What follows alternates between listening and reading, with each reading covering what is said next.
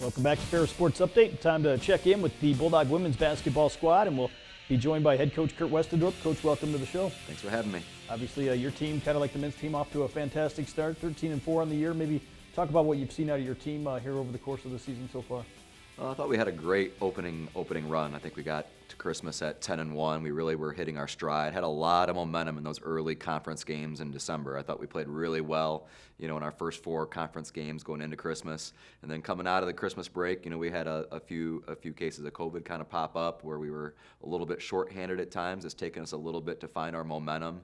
But the last 2 games, really the last 6 quarters, we've started to kind of pick up a little bit of that momentum that we really had rolling, during December. And we're much needed right now going into this tough stretch of games. Obviously, you mentioned some of those games a little shorthanded. You never like to see that, but on the other side, it's allowed you really to have some of those younger players develop and continue to progress.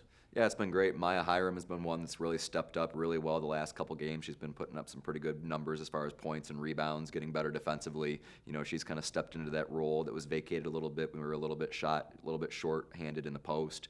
And then guard-wise against Lake State, we were able to really step up and have contributions from all the way up and down the lineup, which we really need. I think we scored 90 points in that game, and we had 45 from starters, 45 from the bench. So it's nice to see some of our other guards start to make a little bit more progress.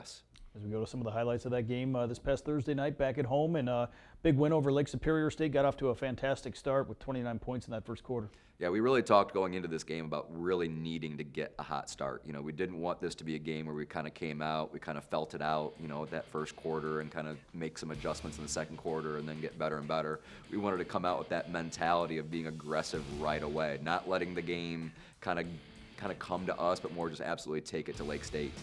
They were a team that was coming off of a little bit of a COVID shutdown for a couple weeks, so we knew we would probably have a good chance to wear them down if we were aggressive from the get-go. If we moved the ball, we made them defend, and we did a really nice job of moving the basketball. You're seeing right here, Chloe does a nice job getting the ball down inside. We defended fairly well, holding the 26 first half points, but you see the ball moved really, really well. I think we had over 30 assists as a team, which is an outstanding number. All these clips that you're kind of seeing, we move the ball. They're all rhythm shots. We're ready to shoot them. Our feet are set. It was really a nice game for us, especially in that first half, to get things really rolling. Adrian Anderson leading the way with 16 points, had a big first half for you, and really a valuable weapon as a senior that's been around for so long. Yeah, Adrian's kind of that unicorn kind of player. Not many teams in the league have a player like Adrian. She has that unique ability that she has all the athleticism and she has the skill to go with it. And really what's underrated about her, she really thinks the game. She does a nice job of kind of knowing what are the right shots to take, knowing where to move the basketball, knowing when she needs to really step up and be aggressive. I felt like it was a great first half, and we're going to see here, she did a nice job to start the second half instead of being just like, okay, let the game come to her. That's first play of the second half, just trying to create a little bit of space for her. I think she hit 3 buckets pretty much back to back to back to kind of get us, again, keep that word momentum, keep that momentum rolling. And when she can be that aggressive, it's really hard for teams in the league to stop her. How valuable is it in a game like this when you get out to a big lead and able to play all 11 players significant minutes? It was great that we were able to do it consistently throughout the game. Getting off to that real quick hot start and really having that mentality that, hey, we wanted to get the game going up and down and try to wear out Lake State. We made the commitment earlier than most games to kind of go to the bench. So it wasn't one of those games where they had to kind of wait until there was a blowout. We did a nice job mixing them in early, and I think that got them in a little bit better of a rhythm. Samantha Krause did a nice job offensively knocking down shots. Deshauna Day did a great job defensively, especially. And really, Grace Sullivan got a little bit more extended minutes at that point guard spot, kind of backing up Mallory McCartney a little bit. She did a nice job out there on the perimeter, as well as our posts have really been fairly consistent for us with getting extended minutes. That's one group that has to rotate a little bit more, especially because Lake State, that's where they're trying to score. They're trying to get the ball down inside. They had some talented post players. But when we shared the basketball offensively, it was nice to see Sammy start knocking down some of those shots again, kind of like she was. She was on a nice hot streak before Christmas. I felt like last Thursday was a great time to get her back rolling a little bit. Hopefully she can carry some of that momentum into this week's games. Obviously a busy week, again, like the men's team with 3 games this week, early week game here against Northwood, then at Saginaw, at Wayne State, and 3 challenging opponents all on the road. Yeah, this is a gauntlet of a week for us. It really is. That's why last week we were talking about trying to get our team to where we were playing great basketball, that we could carry momentum from last week into this week.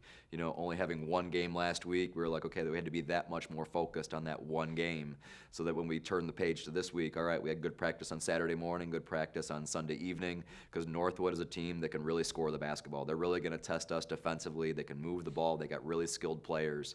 You know, I think their record is 4-5 on the year in GLIAC, but I think 3 of those 5 losses were by 1 possession. You know, they're definitely a top-tier team in the league, even though the record doesn't say it. And then we know what test we're kind of getting when we start the second round of league with Saginaw. You know, Saginaw is a team that only has 2 conference losses right there at the top, kind of like us. And then Wayne State will be a little bit of a revenge game for us, because they're one of the teams that knocked us off in the first round. Obviously, this week scheduled is 3 games. How important will it be as you go into February, knowing that some of these teams still have some games to make up, and you've been able to play all your games on the schedule?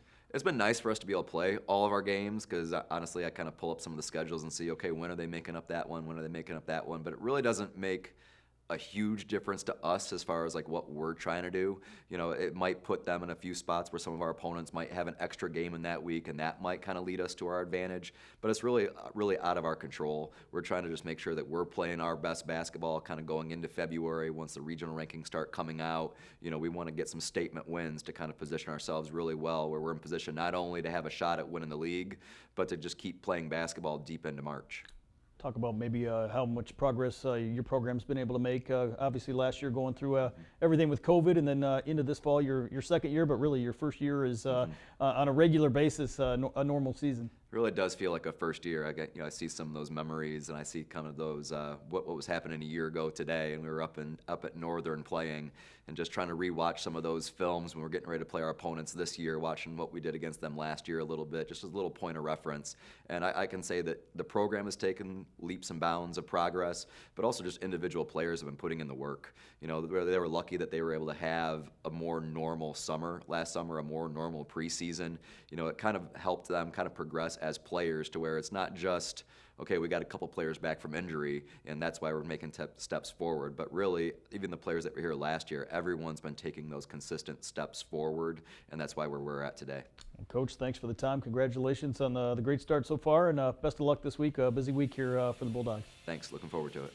That'll do it for Ferris Sports Update. A reminder, you can follow all the action, get all the results online at ferrisstatebulldogs.com. Have a great week.